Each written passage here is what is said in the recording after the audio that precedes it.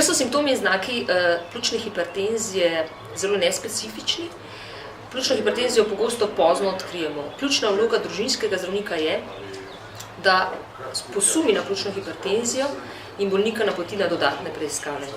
Ključno je, da ga začnemo zgodaj zdraviti, ker s tem lahko vplivamo in pomembno izboljšamo prognozo, ki je sicer pri bolnikih s pljučno hipertenzijo slaba. Družinski zdravnik pomisli na pljučno hipertenzijo ob nespecifičnih simptomih težke sape ob naporu, lahko tudi v mirovanju. In presejalna metoda, s katero ugotovimo, ali morda gre za pljučno hipertenzijo, je ultrazvok srca. Ultrazvok srca nam sam ne poda diagnoze pljučne hipertenzije, vendar nam poda verjetnost, ali gre za pljučno hipertenzijo ali ne gre za pljučno hipertenzijo. Za vas smo izdelali tudi algoritem za družinske zdravnike za prepoznavo pljučne hipertenzije, katerega vidite ob strani. Gre za to, da bolnika, ki se vrača bodisi z akutno ali pa pogosteje s kroničnim pojavom težke sape,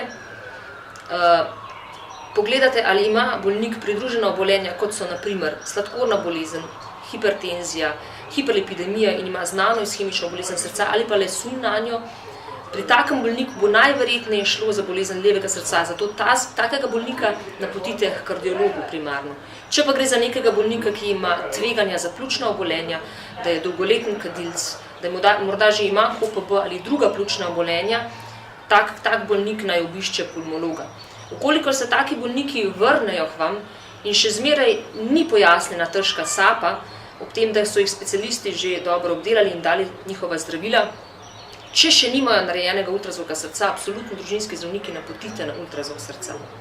Ukolikor izvid ultrazvoka srca govori v prid hudi ali zmerni pljučni hipertenziji, takega bolnika napotite v ambulanto za pljučno hipertenzijo. Ukolikor je ta pljučna hipertenzija blaga, takega bolnika ultrazvočno spremljamo.